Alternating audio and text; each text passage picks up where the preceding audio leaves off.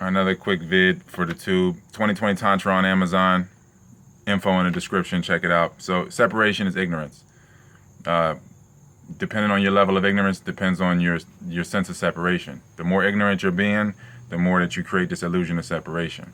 You have to feed ignorance in order to experience this illusion of separation. It's all illusion.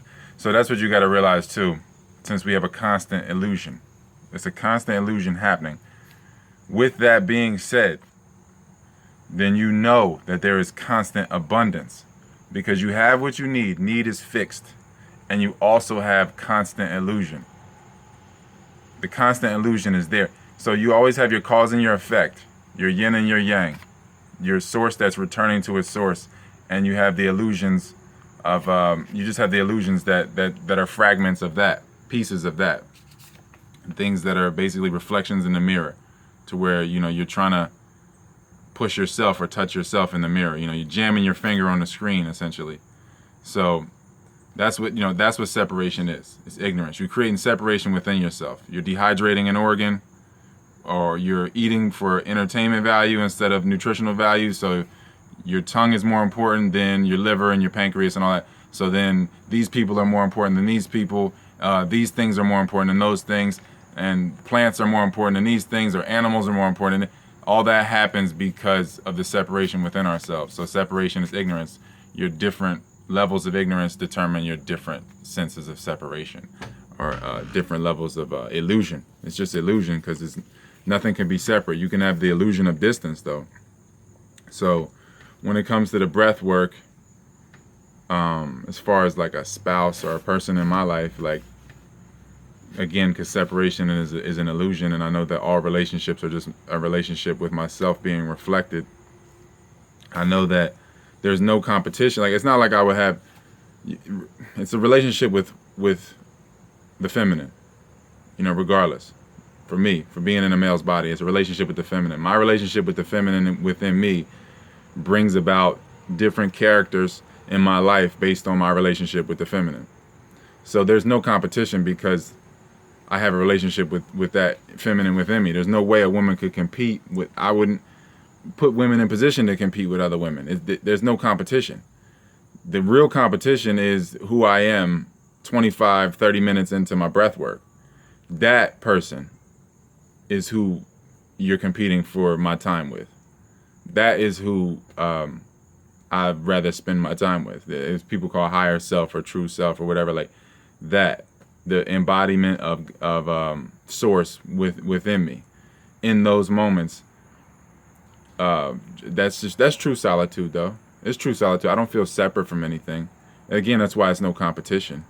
But I mean, that is for the sake of conversation. If there was anybody that a female would have to worry about competing with for me, it would be the person that I am 25 minutes into breathing. That person is the person that I'm gradually becoming every breath, from breath to breath. I'm gradually becoming that person more and more. The pendulum isn't swinging like it was, and you're becoming the center of the circle. The stillness is the source of all movement. So whoever can be the most still is who will be the master, who will be, totally. The total stillness creates, everything to move around you. That's why you see people being catered to, things happening, people taking care of people like that. Whether they're entertainers or gurus or whatever, it's because they're just more still. If you're just more still, then you just let other people do the movement, and because they already want to. It's part of their process anyway. They're in the process of becoming more still or burning out, and then becoming still, and then having, it's just the process, if you can follow me that far. So it's not about using anybody or nothing like that. But as far as people getting addicted to your real, when they get addicted to your stillness, they want to come around you, and it's an exchange that comes with that. So as you become more still and you become this reference point for the source of all creation, people are going to have to make their exchanges based on where they are in their process.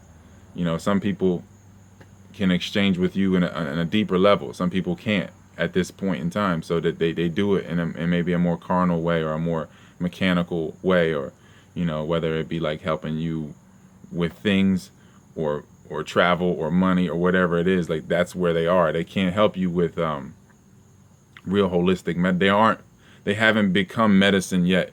They haven't healed themselves. So as once you heal yourself, then you become medicine to heal others. So because it's the same thing, one hand wash the other, there's no separation.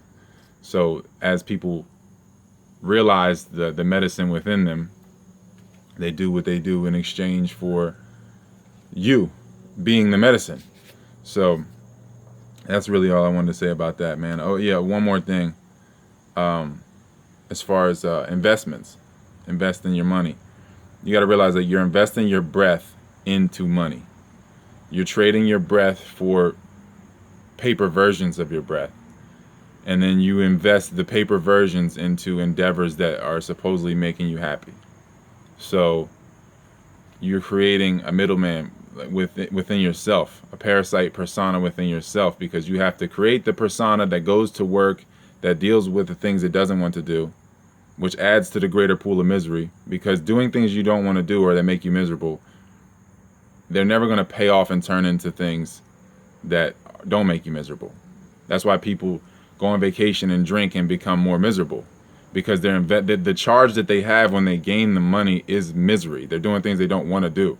They're not doing things they love, then they have to compensate and take on chemicals or take on people that manage their emotions for them. So that's the compensation game that people are living in.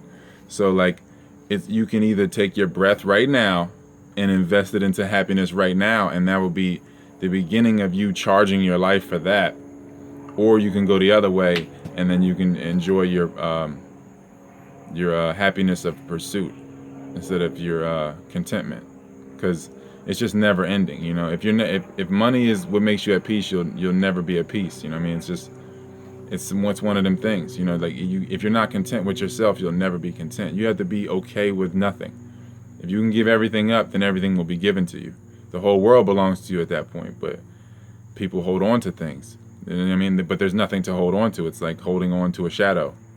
That's really what it is. So you can invest your breath into money to invest it into your happiness, or just charge your breath with happiness now by just accepting the moment and breathing. That changes everything. The small changes all. 2020 Tantra on Amazon, ROYALT512 at yahoo.com. To contact me, the info's in the description. You can get the PDFs. You can get the books on Amazon in paperback form. Like I said, 2020 Tantra. And consultation is open. However you want to do it, however you want to connect. I got audiobooks. You can get 2 audiobooks, 33 PDFs if you email me. They cost though, so it's just an exchange. It's just a consolidated way to bring this information to people. You can watch the videos for free and take your own time and do that. If you want a shortcut, then the PDFs will be the way. So, yep, 2020 Tantra, info in the description.